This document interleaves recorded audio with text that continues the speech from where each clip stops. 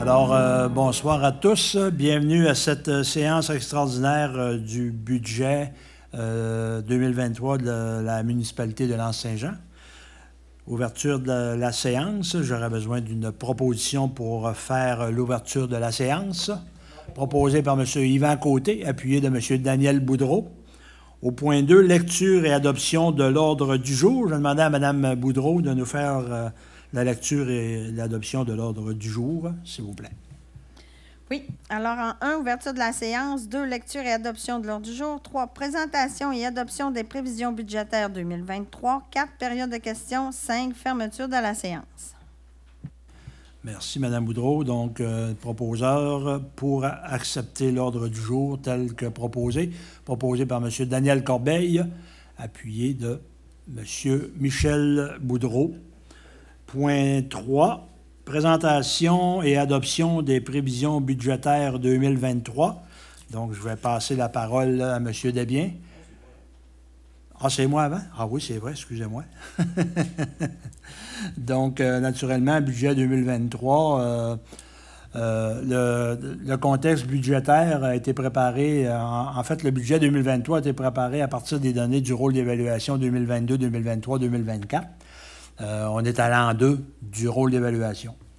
La valeur imposable prévue, incluant la dernière mise à jour, est de 189 128 450. Naturellement, au 1er janvier 2023, c'est une augmentation de 2 % par rapport à l'année 2022, lorsque les valeurs ont été utilisées pour le budget 2022. Les ajustements en rôle d'évaluation à la suite des nouveaux permis octroyés en 2021 en 2022 ont justement permis d'augmenter nos revenus de taxes de 113 000 $ en 2022. Donc, ce n'est très intéressant. Finalement, rapidement, les projets prévus en 2023, on va le voir un peu plus loin aussi là, dans les prévisions budgétaires et dans les projets à venir. Donc, en 2023, comme vous le savez tous, on va finaliser le projet d'assainissement des eaux usées dans le secteur du village. On a le projet d'assainissement des eaux dans le secteur du Mont-Édouard et le suivi de 3 projets domiciliaires. On veut faire aussi le dépôt d'un projet pour subvention afin de gérer les eaux de pluie et le drainage dans le secteur de la montagne. On sait qu'on a beaucoup de problématiques dans le secteur de la montagne, là, en particulier sur la rue de Vébron. Donc, étant donné que ça va demander quand même des coûts assez importants, donc il y a un programme qui serait disponible. Donc, on va déposer un projet dans ce programme-là. Je crois que c'est le programme Oasis. Donc, on va déposer un projet pour justement essayer de régler une fois pour toutes la problématique des eaux de pluie dans le secteur. On travaille toujours sur la réorganisation des organismes municipaux. Donc, le projet se continue. Continuité du projet de mise en place des compteurs d'eau aussi, un projet qu'on a mis un petit peu sur la voie de service, mais qu'on devrait réaliser en 2023. On a aussi dans nos bagages l'aménagement d'une aire de repos dans le secteur du quai à la Pointe. Donc, il reste quelques détails à finaliser là, pour aménager un genre de petit parc là, avec un aire de repos. Il y a aussi l'aménagement d'un parc intergénérationnel là, qui va se faire, là, qui va relier la petite école avec les résidences pour aînés, où là, il va y avoir des modules d'exercice. Et ça va rejoindre aussi le jardin nourricier qui est aussi en arrière de la petite école. On poursuit l'analyse d'alternatives pour les problèmes de stationnement au quai municipal. On sait qu'en période estivale, on a beaucoup d'achalandage là, dans le secteur du quai. Donc, on continue nos analyses là, pour regarder des alternatives pour essayer de régler le problème ou de minimiser le problème de stationnement dans le secteur du quai. On a aussi le projet d'intégration du CPE au centre communautaire La Petite École. On en a parlé précédemment.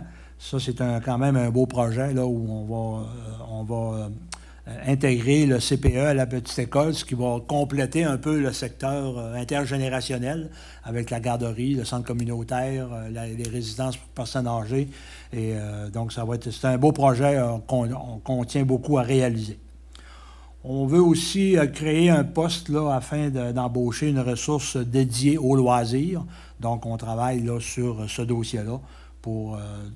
On sait que notre ami conseiller Michel Boudreau veut relancer un comité des loisirs. Il y a déjà des gens qui sont intéressés.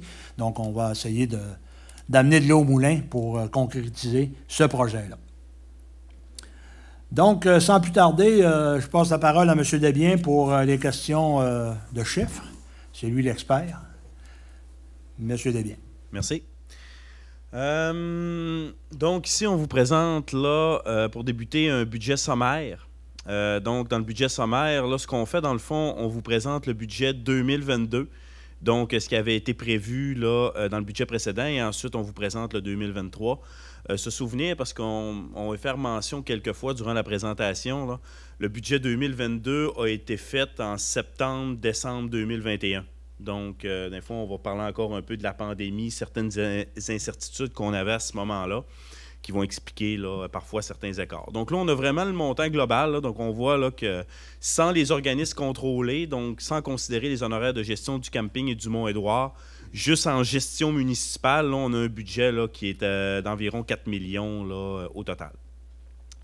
Donc, si on va à la prochaine page, on va venir décortiquer ces montants-là. On va commencer par décortiquer les revenus, donc le 4 075 000.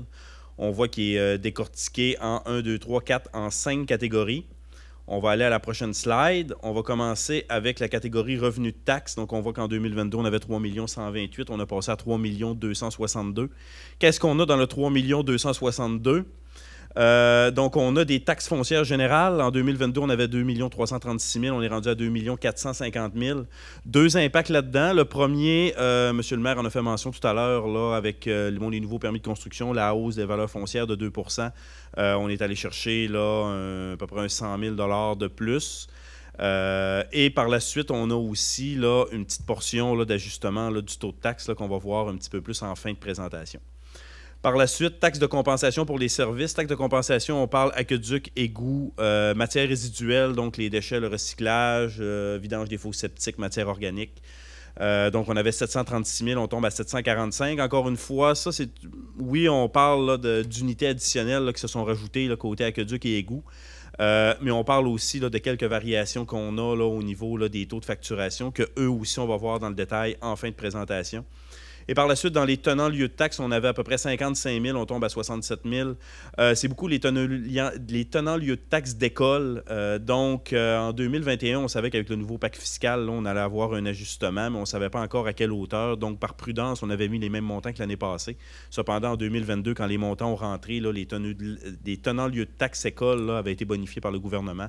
Donc là, on est vraiment allé se ramener au réel qu'on avait encaissé en 2022 pour 2023, ce qui vient expliquer l'écart. Donc, ce qui vient là, au total là, venir ventiler là, notre 3 262 686 en termes de revenus de taxes. Par la suite, on va aller dans les transferts et subventions. Excusez, donc ça, beaucoup des sommes, la majorité viennent du gouvernement provincial.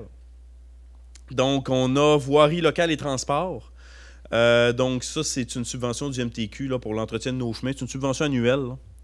76 142. En 2022, on avait 72 000. Encore une fois, en 2022, parce qu'on savait qu'avec le nouveau pacte fiscal, ça allait être bonifié. On nous avait dit que ça allait tourner autour de 72. Finalement, le réel est à 76. Terres publiques et redevances, ça, on voit là, que le montant, on avait eu le montant lorsqu'on avait fait le budget en 2022. Donc, ça a varié de 2 piastres. Subventions diverses, on a 32 500. L'année passée, on avait 9 000. Au niveau des subventions diverses, on a changement climatique. On va voir tout à l'heure, là, on a une dépense là, du côté du suivi des projets de changement climatique. Et on est capable d'aller chercher une subvention de 17 500 relativement à ces projets-là. Et on a aussi des subventions salariales additionnelles. Là, M. le maire a parlé tout à l'heure d'une ressource dédiée au niveau des loisirs. On va aller chercher une subvention salariale pour cette ressource-là, ce qui nous permet là, de bonifier là, les montants de subventions à lesquels on s'attend. Donc, tantôt, on va voir qu'on a des augmentations de dépenses. Il faut se souvenir qu'on va rentrer quelques subventions pour ces dépenses-là. Et par la suite, le transfert de droits, là, le partage d'un point de TVQ, vous avez peut-être sûrement entendu parler aux nouvelles. Là. On n'avait pas de confirmation en 2022. On a encaissé une somme en 2022 là, qui était de 17-18 000, je crois. Et là, on a eu confirmation que ça allait être 20 618, mais malheureusement, en 2022, on n'avait pas eu de confirmation de montant, donc on ne l'avait pas budgété. Ce qui fait en sorte qu'on arrive à 311 665 pour ce qui est des transferts et des subventions. On va aller ensuite du côté des services rendus. Donc ça, c'est des services que la municipalité rend là, en termes d'activité ou côté plus opérationnel directement envers le citoyen. Donc, 304 075 qui se ventile. Dans le fond, on a location, salle et équipement. Petite augmentation, pas grand-chose. Ensuite, enlèvement de la neige, ça, c'est un montant qui est payé par le MTQ là, pour le déneigement là, au niveau là, du poste de transformation d'Hydro-Québec. Donc, il y a une portion là, pour se rendre là, vers le chemin du Périgny, je pense, du rivage. Ouais, du rivage. Donc, les autres, ils nous payent une compensation par rapport à ça. Ensuite, un petit montant d'hiver, pas grand-chose. Au niveau du quai, on voit qu'on a une diminution, là, 168 500, là, on a baissé à 148 000. C'est qu'en 2022, on pensait qu'on allait être revenu au même niveau qu'en 2019, là, suivant le COVID. Par contre, on a vu là, qu'en 2022, on a plus tourné autour de 148 000, 150 000 de revenus. Là, donc, on est pas mal allé au même niveau que 2022 pour 2023. Donc, oui, on baisse des revenus au niveau du quai, mais nécessairement, ce qu'on a fait, c'est qu'on a baissé les dépenses d'achat d'essence là, au niveau de la pompe. Ce qui fait en sorte qu'en termes de marge de profit, on dégage à peu près un 15-20 000 là, par année. Là, donc, on a essayé de garder le 15-20 000 là, de marge de profit là, qu'on allait générer au niveau de l'année. Donc, il n'y a pas nécessairement d'impact, là, même si on voit une baisse de revenus là, au final. Et côté loisirs et culture, 138 275, on a une petite baisse là aussi. Ça, c'est beaucoup parce qu'en 2022, on a intégré les opérations de la petite école au budget de la municipalité. Et dans les opérations de la petite école, là, il y avait des projets avec des jardins, il y avait l'aménagement d'un parc là, à l'arrière un peu là, de la petite école, puis il y avait des subventions. Là, je pense qu'on avait un équivalent d'à peu près 20 000 là, de subventions. Pour ça, puis pour d'autres petits projets, je pense qu'on avait des camps de jour aussi. Ça, c'est des subventions qui ne seront pas, qui étaient seulement ponctuelles en 2022, qui ne se reportaient pas en 2023. C'est la raison pour laquelle on a une variation là, à peu près 18 000 là, à l'œil là, par rapport à tout ça.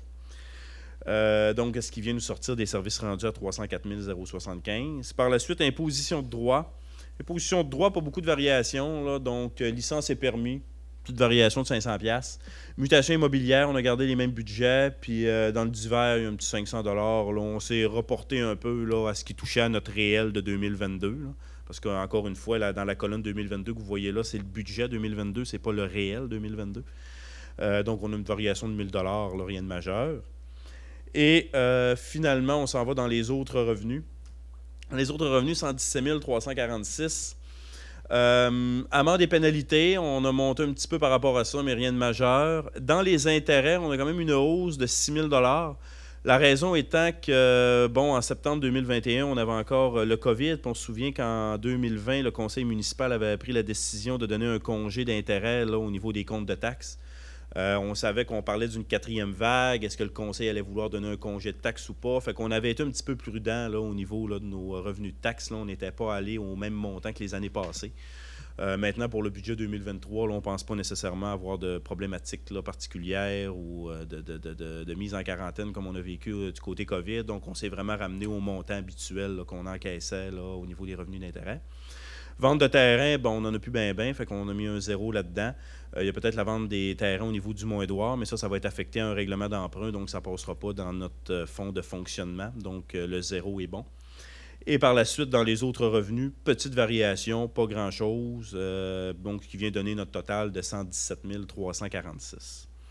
Donc, tout ça ensemble vient nous expliquer là, le total de 4 075 772 et en même temps là, la variation là, avec l'année passée là, qui était de 3 923 000. Donc, on parle d'une variation de 152 000 comparativement à l'année passée. Donc, ça vient closer nos revenus. Par la suite, on va aller au niveau des dépenses.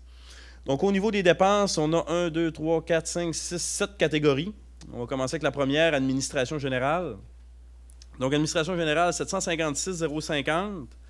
On parle d'une augmentation d'à peu près 30 000. Si on va voir la ventilation, donc les dépenses au niveau du conseil municipal. Donc le conseil municipal, là, c'est beaucoup la variation des salaires au niveau des conseillers qui est de 3 plus, là, comme on a un nouveau maire, par règlement, là, il y a une prime là, de séparation là, qui se paye. Là, puis ça, c'est dans toutes les municipalités. Donc là, on doit cumuler cette prime de séparation-là, comme on est en début de mandat. Ce qui fait en sorte là, que ça nous crée une différence. Je pense qu'on a 12 000, là, je pense, pour cette année. Là, non, pas 12 000, 10 000. 10 000 puis 2 000 à peu près là, de variation salariale. Au niveau de l'application de la loi, on a une petite diminution. En 2022, là, on avait quelques dossiers là, qui étaient en développement là, au niveau juridique. On s'attend d'avoir un petit peu moins en 2023. Là, donc, on a fait une petite diminution à 36 000. Gestion financière et administration, on a une légère hausse par rapport à ça. Qui vient beaucoup toucher le côté salarial. Comme on en a parlé tout à l'heure, moi, de mon côté, je ne renouvellerai pas mon contrat, mais on a une chance là, qu'on ait peut-être pendant 1 ou 2 mois pour les transferts de connaissances 2 DG. Donc, nécessairement, là, ça va nous créer un petit impact là, côté salarial. Plus, en même temps, on a la renégociation de la convention collective. Donc, on se donne quand même un petit peu de marge de manœuvre là, pour ne pas être pris au dépourvu là, durant ça. Ensuite, évaluation, ça c'est le service d'évaluation que la MRC nous donne. La MRC a augmenté le service d'évaluation de 15 000 Je vous dirais que l'évaluation, on va voir un petit peu plus loin, les matières résiduelles qui ont été augmentées par la MRC, sinon l'ensemble de leur autre service est resté pas mal équivalent. Donc, on va retenir ce 15 000 $-là, on va y revenir tout à l'heure. Et ensuite, autre entretien électricité, journal municipal, on voit qu'on a une diminution, on est à 28 150 au lieu de 43 300. C'est qu'en 2022, il y avait des petits projets là, qui avaient été faits là, de rénovation là, de certaines pièces, certaines salles. Ça ne sera pas reproduit en 2023, c'était ponctuel, ce qui permet de nous ramener là, à un niveau là, qui était comparatif là, aux années avant 2022, 28 150. Ce qui fait en sorte là, qu'on termine avec un 756 050. Dans le fond, la variation, on peut considérer à peu près le 15 000 d'évaluation. Puis la différence un peu, là où on a le côté salarial, le conseil, mais qui est fermé un peu avec la diminution de dépenses, là, entretien, électricité. Là. Donc ça couvre l'administration générale. Ensuite, sécurité publique, 450 960. Donc on a aussi on a une petite augmentation. Sûreté du Québec, on a monté d'à peu près 7 000 $. Protection incendie, on a eu une bonne hausse là, au niveau de la régie. Là, on monte d'environ 45 000 là, comparativement aux années passées. Ça a été une hausse qui a fait un peu mal. Là. Donc là, on retient 45 000 la régie incendie. Je vous ai parlé du 15 000 tantôt de la MRC. Donc on est à peu près à 60 000 là, de cotes-parts ou de choses qui nous ont été facturées sur lesquelles on n'a pas beaucoup de pouvoir. Donc on retient le chiffre de 60 000. On va continuer après ça un petit peu plus loin. Et par la suite, sécurité civile, on a gardé les mêmes montants. La sécurité civile, c'est beaucoup quand on fait des interventions au niveau des fossés là, au printemps là, pour venir les dégager au niveau de la neige pour s'assurer qu'on n'aura pas de problématique au niveau de nos routes. Donc, il nous donne 450 960. Ensuite, dans nos dépenses de transport, route, bâtisse, la voirie municipale. Donc, la voirie municipale, on baisse d'à peu près 10 000 $. Je vous dirais que c'est pas vraiment, ça touche pas vraiment les chemins. Là, c'est vraiment, je vous dirais, une coupelle de dépenses diverses là, qui ont été touchées et qui ont permis de faire un petit peu une petite économie. Puis il y a aussi un petit peu de salaire là, au niveau là, du directeur des travaux publics adjoint. On n'en a pas actuellement. Puis au niveau du directeur des travaux publics, comme on n'en a pas, il ne rentre sûrement pas le 9 janvier. Fait qu'on s'est prévu peut-être 1-2 mois d'économie là, salariale là, par rapport à ça. L'enlèvement de la neige, on voit qu'on a une grosse augmentation. Donc, on est allé en appel d'offres au mois de, je pense que c'est au mois de septembre ou au mois d'octobre qu'on a ouvert les appels d'offres. Et la facture au niveau de l'enneigement a monté de 85 000 $ par année. Donc, juste au niveau de l'entretien des chemins, on est à peu près à 330 000. Ensuite, on rajoute les chemins de tolérance et tout ça. Fait que ça nous amène à 360 000.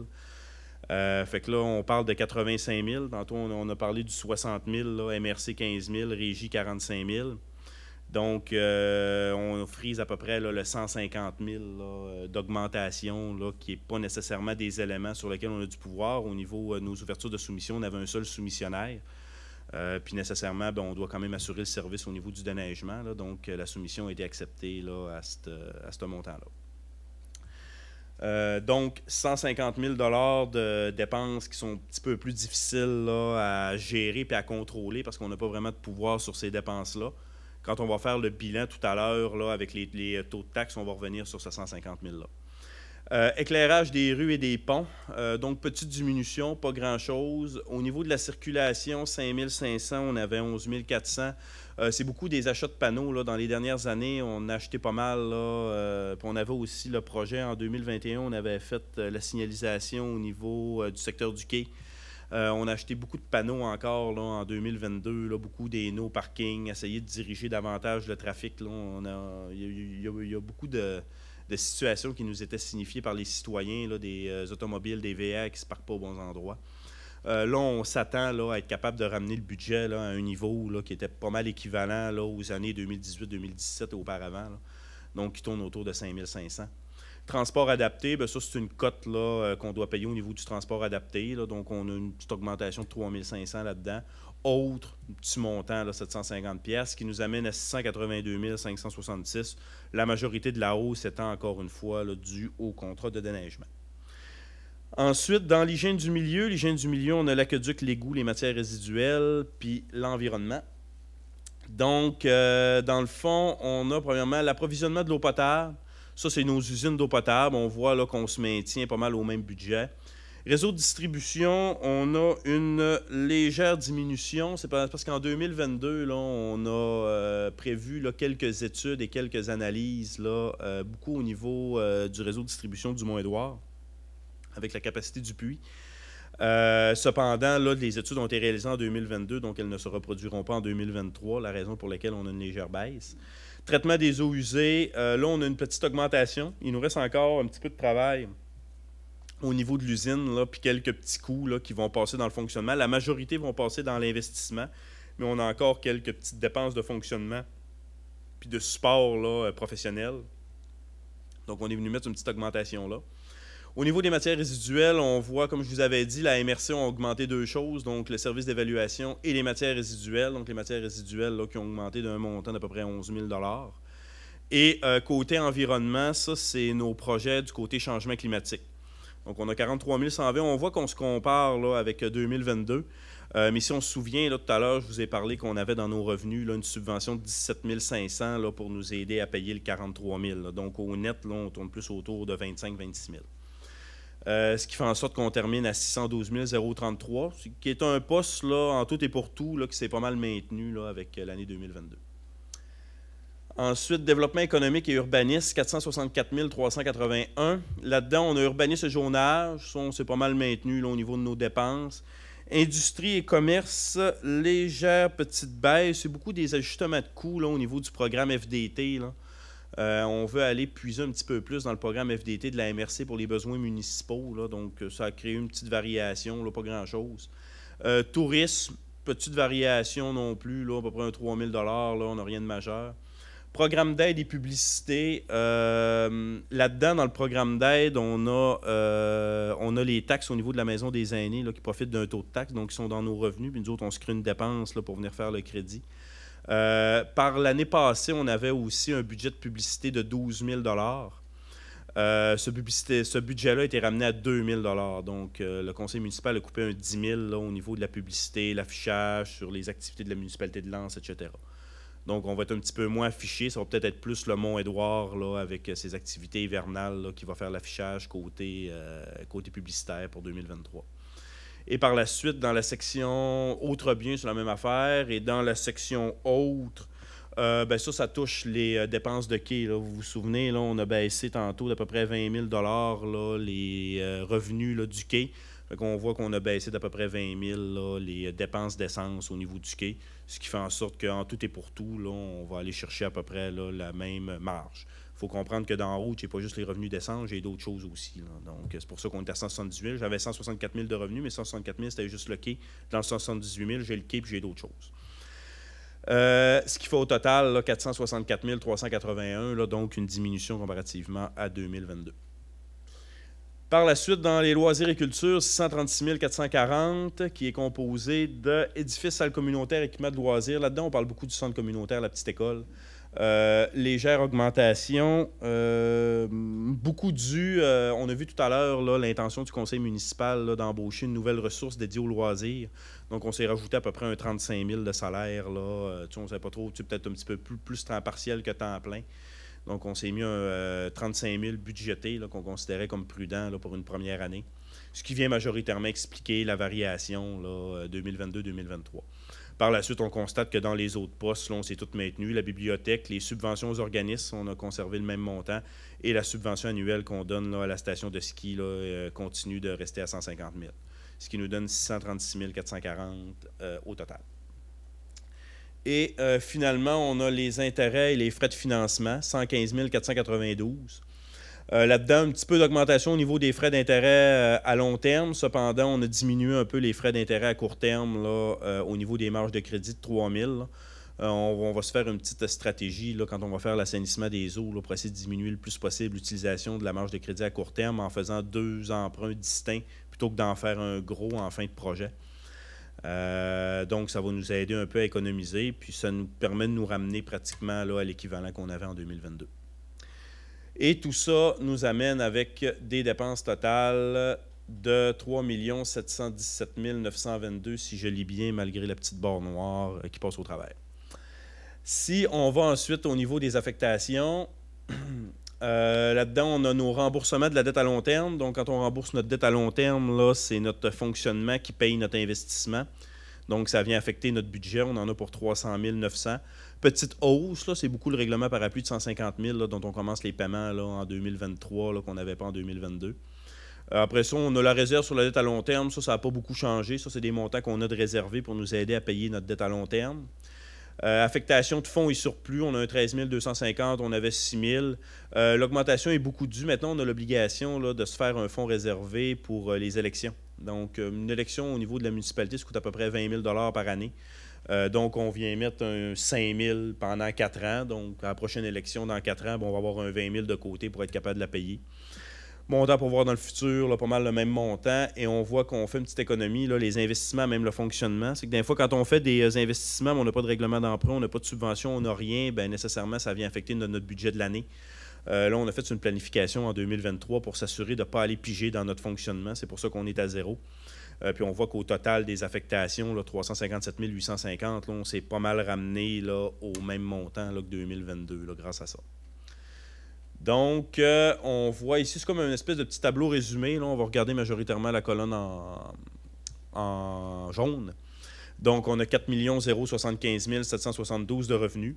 Puis, dans le fond, on a des dépenses de 3 717 922. Si à ce montant-là, on rajoute notre 357 850 d'affectation, ça va nous donner notre 4 075 772, ce qui fait qu'on a un budget qui balance.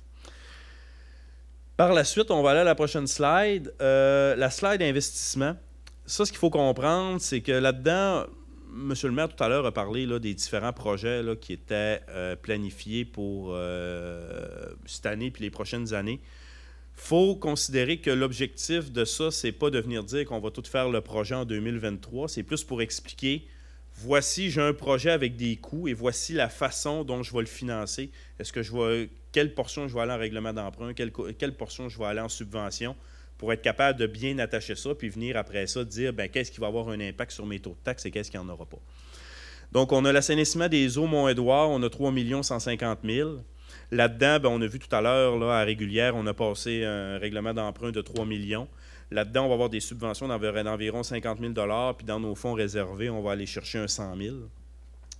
Par la suite, l'aqueduc au niveau du Mont-Édouard, parce qu'on va devoir refaire un surdimensionnement. On estime à peu près à 250 000 le nouveau puits, avec les estimés préliminaires. Et ça, on a validé avec le ministère des Affaires municipales. On va pouvoir le passer à 100 % au niveau de la taxe sur l'essence. Donc, il n'y aura pas d'impact au niveau de la taxation là-dedans. CPA, petite école, on a donné les mandats pour faire l'architecture, mais on n'a pas encore d'analyse de coûts. Cependant, on sait qu'on va avoir des subventions au niveau du ministère de la Famille. Grâce au CPE et la balance, on va y aller en règlement d'emprunt. Comme je vous disais tout à l'heure, on a un règlement d'emprunt de 150 000 qu'on a commencé à payer, mais qui est encore disponible. Donc, on espère, avec la subvention du CPE plus l'emprunt de 150 000, être capable de venir faire cette relocalisation-là. Stationnement à quai. On ne sait pas encore là, de quelle façon le projet va prendre forme. Le conseil est en train de regarder différentes alternatives. Mais si on doit aller en achat de terrain, aménagement d'un stationnement, etc., on a fait un estimé. Bon, j'aurais pu mettre des X. J'ai mis 650 000 là, avec, quand on parle d'achat de terrain, aménagement, études géotechniques et tout ce qui s'ensuit. C'est sûr que ça irait en emprunt à charge des citoyens. Là, c'est quand même difficile là, de trouver des programmes. On fait quand même une veille de financement là-dedans, mais c'est difficile de trouver des subventions pour payer un stationnement. Édifice municipal, même chose. Là, on a un édifice qui a besoin d'amour depuis plusieurs années. C'est un petit peu difficile au niveau du chauffeur, au niveau de tout, dans le fond. On a le programme Prasim là, qui est sorti au niveau du ministère des Affaires municipales. On n'a pas encore d'évaluation de coût, mais le mandat aux architectes est donné. Le programme Prasim, on serait capable d'aller chercher environ 75 % de subventions. Puis donc, on aurait une balance de 25 % là, qui serait payée par règlement d'emprunt. Donc, c'est un programme qui est quand même intéressant. Là. Ça nous coûte juste 25 cents dans la pièce. Mise à niveau automate, ça, c'est nos automates qu'on a au niveau de nos usines d'eau potable. Ça, encore une fois, on a parlé au niveau du ministère des Affaires municipales. On va être capable de le passer à 100 % au niveau de la taxe sur l'essence, donc pas d'impact au niveau de nos taux de taxe. Parc de la Pointe-Perron, ça, c'était le petit aménagement là, qu'on voulait faire, le parc là, dans le secteur du quai. On parle de coût d'environ 45 000. Là-dedans, on a un 25 000 de fonds réservés. On va aller dans le fonds de parc et terrain de jeu. Puis on était capable de rentrer des subventions pour à peu près 20 000 là, ce qui va nous faire notre 45 000. Donc, pas d'impact sur les taux de taxes non plus dans ce programme-là. Ensuite, on a l'eau de pluie, village alpin. Monsieur le maire en a parlé tout à l'heure avec le programme Oasis. On aurait des subventions qui seraient à hauteur d'environ 80 %. Donc, il y aura un 20 % là, qui serait à la charge des citoyens. Là, je l'ai mis dans fonctionnement, 20 % là, mais j'aurais probablement dû le mettre dans emprunt. C'est une petite coquille. Après ça, parc intergénérationnel, on parle de 129 200. Là-dedans, on irait à 41 400 dans le fonds réservé, probablement dans le fonds de roulement. Puis on a des subventions pour 87 800. Donc, il y a seulement là, le fonds de roulement là, qui va être à rembourser, là, 41 400. On va probablement le faire sur peut-être 7 ou 10 ans avec des remboursements. Donc, on prend le montant, on le divise par 7, là, puis ça va nous donner à peu près les remboursements annuels qu'on va devoir faire. Les compteurs d'eau, 60 000. Encore une fois, on risque d'aller là, dans un fonds réservé, là, peut-être dans le fonds de roulement. Là, on a un 100 000 dans le fonds de roulement. Là, donc, 60 000 plus, là, c'est 41 400, là, mais arrondissons à 40 000. Là, ça fait notre 100 000 là, au niveau du fonds de roulement. Donc, on irait là. Cette année, on est venu brancher les gros consommateurs, donc la station de ski, l'école Fréchette, les brasseries, les microbrasseries. Là, pour cette année, à 60 000, là, on va aller chercher les commerces de moins, pas nécessairement de moins grande envergure, mais qui consomment un peu moins, mais qui sont quand même dans le secteur commercial. Puis en 2024, là, il va y avoir le projet. Là, je pense qu'il faut brancher ces 15 ou 20 % là, des citoyens résidentiels. Là. Donc en 2024, on va être rendu là par la suite. Puis on va s'être conformé au programme par la suite. Et ensuite, l'assainissement des eaux villages, là, on a mis, là, il y a à peu près, 6-7 millions à peu près là, de facturés. Donc, il nous resterait un 16 millions au niveau du projet. Là-dedans, on a des subventions à 95 %, donc un 15,2 millions qui va passer en subvention. Puis dans notre emprunt, là, il va rester un 800 000 là, à payer au niveau des contribuables. Donc, ça fait le tour côté investissement. Encore une fois, là, ça ne veut pas dire que tout ça va se faire en 2023. Mais c'est important de tout le temps au moins avoir une planification financière de ces projets-là pour s'assurer qu'ils sont bien attachés. Ça nous évite après ça là, d'avoir des surprises ou des imprévus là, côté budgétaire. Ensuite, on a un petit tableau là, revenus. Donc, on vient voir un peu là, c'est quoi dans le fond chacune des tranches de revenus. Ça représente combien au niveau de la municipalité. On a un beau graphique dans le slide après là, qui est plus représentatif. Là. Donc, on constate dans le fond la majorité des revenus de taxes dans la municipalité. Là, la majorité des revenus sont les revenus de taxes.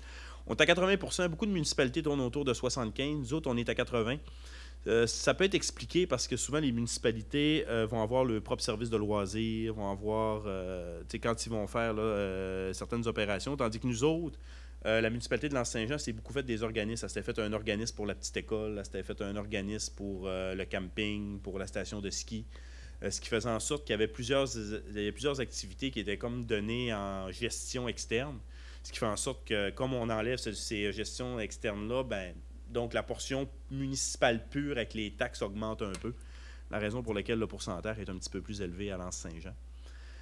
Puis on voit qu'ensuite, là, si on enlève ensuite les subventions, les services rendus, là, on constate que les autres portions là, de revenus sont quand même minimes. Ensuite, au niveau des dépenses, on va faire la même chose, on va aller voir le graphique. Donc, on voit qu'on a une tarte un petit peu plus équitablement répartie. Donc, on a le côté administration qui est à 20 %, sécurité publique 12 %, on a quand même augmenté un peu. Transport et voirie à 18 %. Hygiène du milieu, 13, développement économique 17, développement économique 13, loisirs et culture 17, puis là, intérêt, frais de financement à 3 %. C'est beaucoup là, au niveau de notre sécurité publique puis de notre transport. Ça, on voit dans le slide d'avant. Je ne sais pas si on est capable de revenir. On voit vraiment, là, sécurité publique, on est à 11,2, on a passé à 12,1, puis transport et voirie, on est à 17,2, on a passé à 18,4, majoritairement dû, encore une fois, à la hausse des dépenses au niveau de la régie et du déneigement. Donc, ensuite, ce qui intéresse un peu tout le monde, comparaison des taux de taxes. Donc, la taxe foncière, en 2022, on était à 1,26 $ du 100.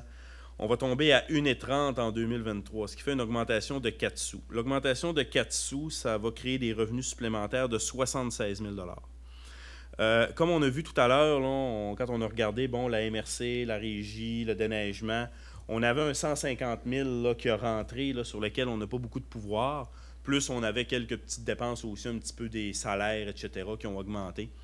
Donc, il y a eu quand même un bon travail qui a été effectué là, pour être capable non seulement d'absorber toutes les variations sur lesquelles on avait du pouvoir en 2023, et il y a eu aussi un travail qui a été fait pour que notre ballon de 150 000 qui nous était arrivé, sur lequel on n'a pas nécessairement de contrôle, on l'a diminué de moitié. Donc, on a été capable d'absorber un 75 000 $ à même 2023. Mais là, il restait encore un 75 000 là, qui, malheureusement, là, si on avait voulu le couper, là, on aurait peut-être eu un impact là, plus significatif au niveau des services aux citoyens.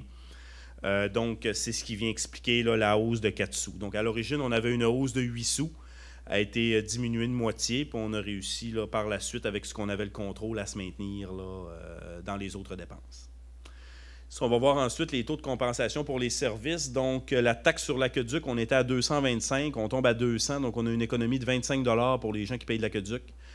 Pour ce qui est de l'égout, on a une hausse de 60 $. Dans le fond, historiquement, là, c'est beaucoup le taux au niveau de l'égout là, qui avait été surévalué là, par le passé. On était décollé, je pense qu'on était à 55 $ là, en 2018, puis on devait tourner autour de 185 $. Donc, ce qu'on faisait à chaque année, c'est qu'on rajoutait un 15 $, un 20 $. Et là, pour 2023, là, il y a eu une décision qui a été prise. On se dit, là, on les ramène vraiment au coût réel qu'ils devraient payer là, côté égout. Là. Donc, on a une hausse de 60 $ par rapport à ça. L'aqueduc, quant à elle, ben, avec les nouveaux branchements puis avec le contrôle des coûts, on a été capable de le diminuer de 25 $. Ça, c'est des frais qui sont fixes. Hein, donc, il faut se rappeler qu'on ait une maison de 150 000 $ ou une maison de 2 millions, c'est des frais qui sont... Il n'y a pas de variation en fonction de la valeur de la maison. Et par la suite, quand on regarde ordures, recyclage, organique, faux septique, on s'est pas mal maintenu. Là. Il y a eu quelques petites variations. Là. Encore une fois, la MRC a chargé un petit peu plus. Mais beaucoup au niveau des déchets, on fait de notre côté quelques économies au niveau du centre de tri. Fait qu'on a réussi quand même à se ramener là, à peu près au même taux qu'on avait en 2022. Si on fait ensuite, pour terminer, simulation, donc une résidence qui est évaluée à 150 000, on parle de quelle hausse de taxes, tout dépendant où est-ce que vous habitez. Donc, si vous habitez dans le secteur village, on aura un impact d'à peu près 96 $ de plus sur le compte de taxes. Si vous habitez dans le secteur Périgny, on parle de 60 $.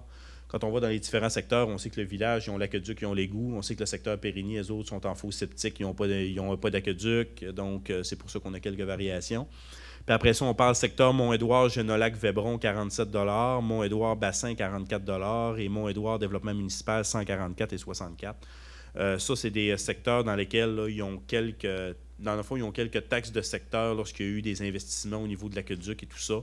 Donc, c'est pour ça qu'eux ont des variations là, un peu différentes. Puis en même temps, vous voyez des fois que même, par exemple, le secteur Mont-Édouard, Génolac, Vébron sont moins chers que le secteur village. Ce qu'il faut comprendre aussi, c'est qu'eux autres, dans le règlement d'emprunt qui payent pour, par exemple, leur aqueduc, leur égout, bien, quand il y a des nouvelles personnes qui se bâtissent, ça fait diminuer leur charge fiscale par rapport à ces règlements-là. Fait qu'ils augmentent à cause du 4 cents, mais ils diminuent parce qu'il y a plus d'habitations, puis le taux de taxe diminue sur le règlement d'emprunt qu'ils payaient déjà. Fait que c'est pour ça que des fois, ça revient faire une sorte d'équilibre là, entre les deux. Là, ils ont des augmentations puis ils ont des diminutions en même temps. Ce qui fait un net des fois qui est un petit peu plus intéressant. Et si par la suite, on va dans le 200, une maison à 250 000, donc on voit là, c'est sûr que là, ça augmente un peu plus. Là, secteur village, 136 $, Périgny, 100 $. Mont-Édouard, Genolac-Vébron, 87 $. Mont-Édouard, Bassin, 100 $. Puis secteur Mont-Édouard, développement municipal, 177 $. On voit d'ailleurs dans le secteur développement municipal, 177 $, on avait 146 ou 144 tantôt.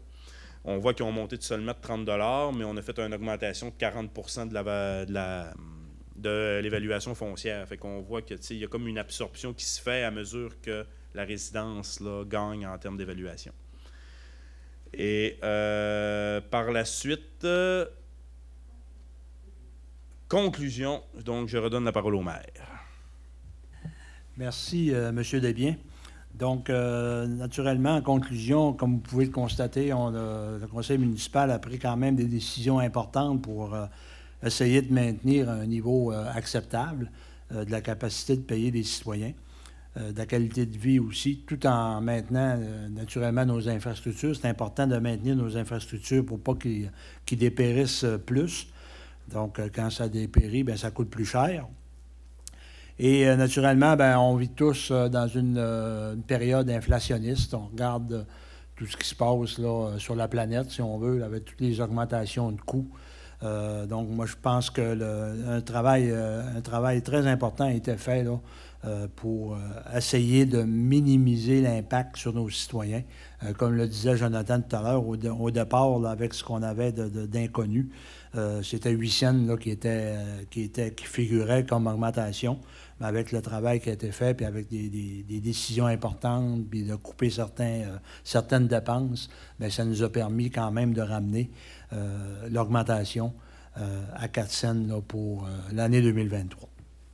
J'en profite aussi pour, au nom du conseil municipal, de souhaiter à tous de merveilleuses fêtes et une bonne année 2023. Et naturellement, on espère le meilleur pour tout le monde pour l'année 2023. Et là-dessus, c'est la conclusion.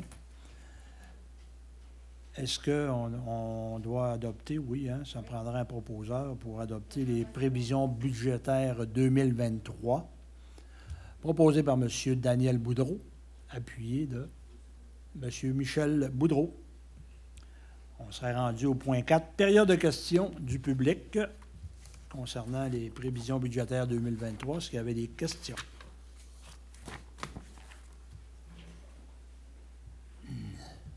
Pas de questions?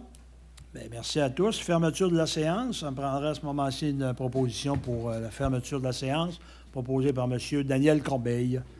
Merci à tous et on vous convie à la prochaine séance régulière le 16 janvier 2023. Bonne année à tous. Merci, bonne soirée.